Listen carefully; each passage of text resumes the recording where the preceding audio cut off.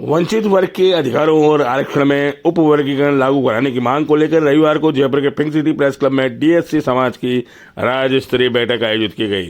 बैठक में आंदोलन को तेज करने और प्रदेश भर में रथ यात्रा निकालने का निर्णय लिया गया। यह रथ यात्रा 12 जनवरी को मुख्यमंत्री के गृह जिले भरतपुर से शुरू होगी। बैठक में संघर्ष को मजबूत बनाने के लिए कार्यकारिणी का गठन भी किया गया। आरक्षण में वर्गीकरण की आवश्यकता पर जोर दिया गया। बैठक को संबोधित करते हुए SC/ST समाज के युवा नेता विकास नरवार ने कहा कि आज़ादी के इतने साल बाद भी वंचित वर्ग के कई समाज आरक्षण का वास्तविक लाभ नहीं दे पाए हैं। सुप्रीम कोर्ट ने 1 अगस्त 2024 को आरक्षण उपवर्गीकरण लागू करने का आदेश दिया था, जिसे हरियाणा और पंजाब जैसे राज्यों ने लागू किया है, लेकिन राजस्थान में अब तक कोई ठोस कदम नहीं उठाया गया। आइए जानते हैं विकास नरवार ने क्या कहा।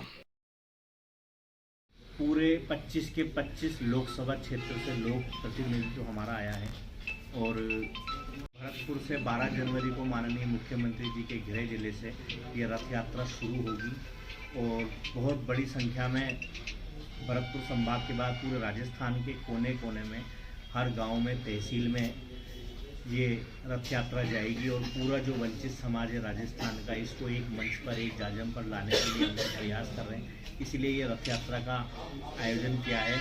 41 जिलों में 41 ही सभाएं होगी और जितने भी संभाग मुख्यालय हैं उस पर बड़ी सभा होगी। इसके अलावा जितने भी उपखंड तहसील हैं उन पर सब ज्ञापन देने का भी कार्यक्रम है और हमारी मांग को हम सरकार तक पहुंचाना चाहते हैं कि भाई आरक्षण में उपवर्गीकरण में देरी क्यों की जा रही है। जब हरियाणा में, पंजाब में लागू हो चुका है, कर्नाटक, महाराष्ट्र, उत्तर प्रदेश और तेलंगाना, आंध्र प्रदेश जैसे राज्य तैयारी कर रहे हैं, तो वहाँ पर उदासीनता राजस्थान में क्यों? तो राजस्थान का वंचित समाज अब जाग चुका है।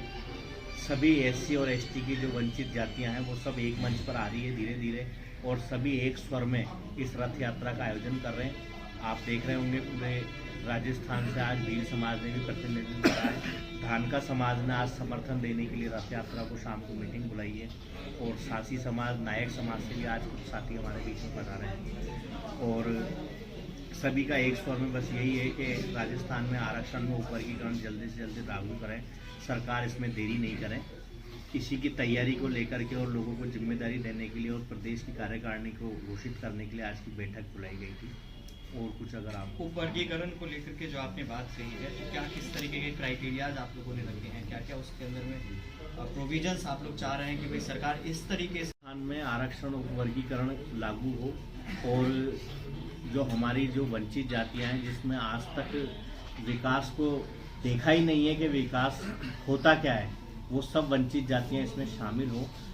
हमारी जो माँ है, बुजुर्ग और पिता है, वो भी ये सपना देखता है कि भाई मेरे घर से भी कलेक्टर निकले, मेरे घर से भी IAS निकले, मेरे घर से भी IPS निकले, मेरे घर से भी RS निकले, RPS निकले, MLA निकले, MP निकले।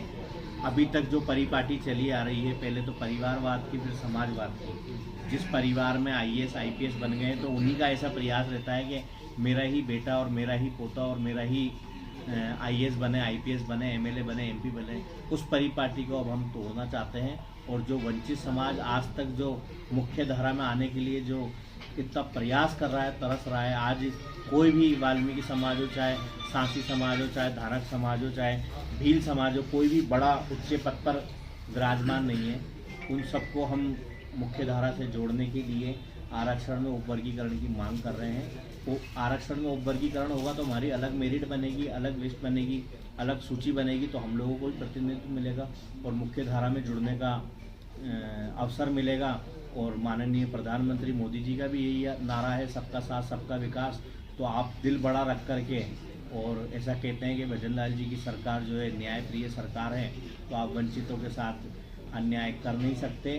हमें भी न्याय की दरकार है और जल्दी से जल्दी राजस्थान में आरक्षण में उपवर्गीकरण लागू करें। अपना नाम बता दीजिए। विकास नरवार, प्रदेश अध्यक्ष, वंचित वर्ग आरक्षण उपवर्गीकरण संघर्ष समिति राजस्थान।